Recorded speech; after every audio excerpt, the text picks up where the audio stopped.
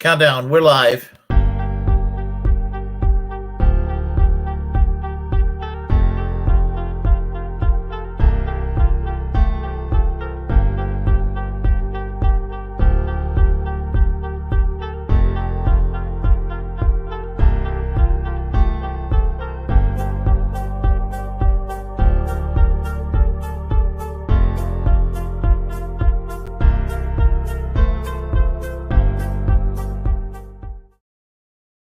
Hello, I'm Willie Bragg. Welcome to another edition of the Willie Bragg Show, where I like to discuss politics.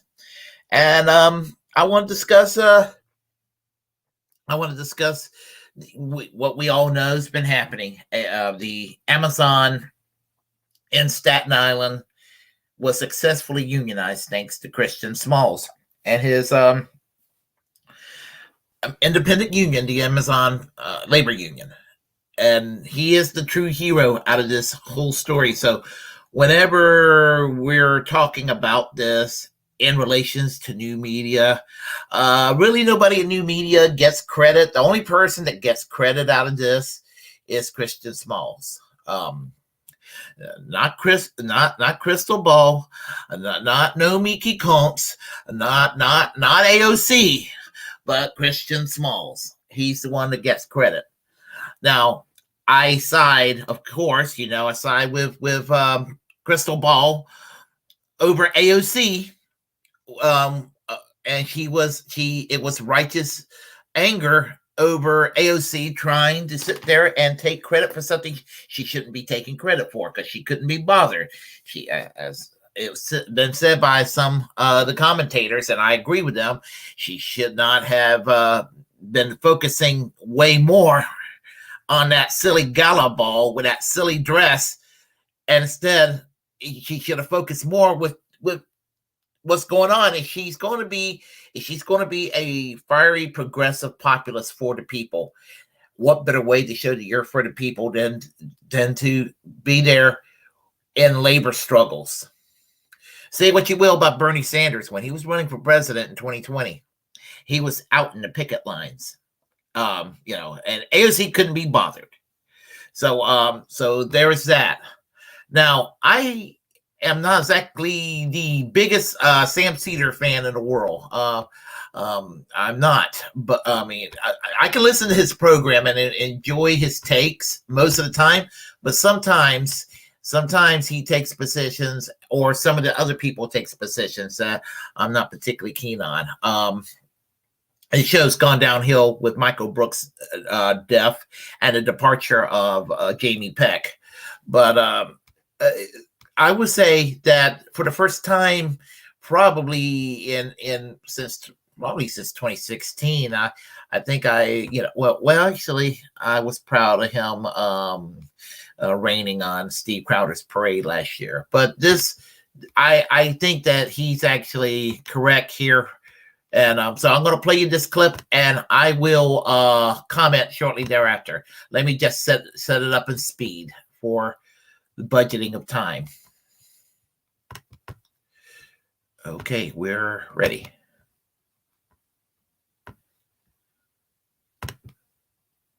And it's buffing, so give me a moment. It's supposed to do its thing. Whoa. Been a lot of talk lately about AOC and what role progressive lawmakers play in supporting organizing. Been playing a lot of Dark Souls lately. It gave me a guess as to why this attempt succeeded where Bessemer failed. To take on a massive institution, you need to stay in its blind spot and prioritize avoiding its big direct attacks over maximum impact per action done. It's even better when you have allies pulling the attention and resources of the bosses. We heard far more about Bessemer, and all the big names showed up. I thought about this. And I think it's an interesting theory. It may be why they won. But I happen to look, Amazon spent a lot of money. They had a lot of resources. It's one thing having AOC go to Bessemer. It's another having it go to Staten Island from, Queens. And a lot of her constituents live in her district, but work there. I would guess. Right. And it's not a question of even if you think you're going to piss off these people in Staten Island, because they're all, very Republican over there. I think that's something that you would have said to Christian Smalls. If it was a strategic decision to be like, it's better for us to hang back, but we can send you these resources. Right. That I think your theory would be correct. Your theory may be correct as to why, I don't think so. I think there was a lot of resources deployed there. I think Amazon knew exactly how problematic this was. But in terms of I don't know, it could be right. It could be right that was why, it slipped through and it was able to be successful. But it doesn't, could be successful. But it doesn't mean that Ocasio-Cortez's blind spot wasn't or she missed it here, right? I have an issue with it being capitalized on for clicks, and I wish her response was more like, I messed up here. But it's just, again, it's like I feel it's like such small ball that what we're talking about, because she supported their effort and she could have done more, but she didn't. Nevertheless, I think the thing too that really, you look to a couple of these organizers and realize that they did an amazing job. And I think it's also just as likely that perhaps because they were independent of a union, they got support from some unions, but they ran independently. They were not taking the workers themselves were making the strategic decisions. And I think there's something to that, and that they understood who they were dealing with more than any union coming from the outside could, because it was politician for that matter. But certainly would it have helped? I would imagine it would, or if it wasn't going to help, I would have liked to have heard the explanation. What's first one, we mentioned, I think, she should have gone there, been more vocally supportive. That's my opinion. I'm sure that they had a bunch of other things going on, but I think it should have been prioritized by her. But that's kind of where it ends for me, because an overfocus on Ocasio-Cortez after there was this massive victory by Amazon employees to unionize here is only to brand your YouTube channel. That is not what the focus should be. It should be on Chris, on all of the other union organizers there, and how can we take this fight to other areas of the country. That's what it should be. I do think there is value in pushing, those congresspeople and other politicians who did not show up, to make them pay a little bit of a price and make sure that there's an understanding of we see you and you got to do this more. But I do think that but why is there a focus on? I don't know. There's a focus on there was one a news story with her. Because Smalls talk about it. Yeah. Okay. And B, she has the ability to draw attention to things in a way that no other really Democratic politician does. And, this seemingly is something that she should be deploying those resources for. If there's a legit reason why she didn't, she should be out there and being a little bit more, explaining that, and also explaining to the leaders who are organizing, prior to it. Yeah, so that, but it's a degree. It's a debate about degrees, because she was supportive of the effort. She just wasn't on the ground, which again I think is a fair critique. But but the over focus on it is frustrating, because it's not the story here, in my opinion, at all. I think the over focus is probably not as large as it seems to us, because it's in a corner of Twitter. Or it's done to appeal to a largely right wing audience that you've cultivated. Well, both those things are true. Okay, let me see. All right. Well, let me go ahead and comment on this. Like Sam Seder said, there's a difference between the organizing in Bessemer, Alabama, and over there in Staten Island, in that area, which, about AOC not going there, trying to cause a ruckus because it's apparently a very Republican area in New York or what have you. Well, who cares? The people in her district commute to that Staten Island plant. So, that Staten Island, Amazon area. So, as far as I'm concerned, she could have done more. And Sam Seder was trying to be polite about it and diplomatic, but he pretty much, in my opinion, said she fucked up. I wish he could have said it like that, but she fucked up. And so Emma Bagelin did the apologetic acrobat for AOC, which is, fairly typical, and then wanted to go and talk about branding for YouTube channels, which I think was a kind of a cheap shot at Crystal Ball on one hand for her sparring with AOC on Twitter, and the recent battle between Nomiki Cohen's friend Crystal Ball and herself the other day. And I also think it's a sneaky way to get a little pot shot at Jimmy Dore as well. the biggest hero, as I said, of everybody involved is Christian Smalls. I mean, and just think how it could have transpired if there would have been more involvement of, especially people who are supposed to be our allies in Congress, people in new media, whether they're traditional new media like Majority Report or the Young Turks, or in that, or they're a more insurgent new media, which I would include people like Jackson Hinkle and people like that.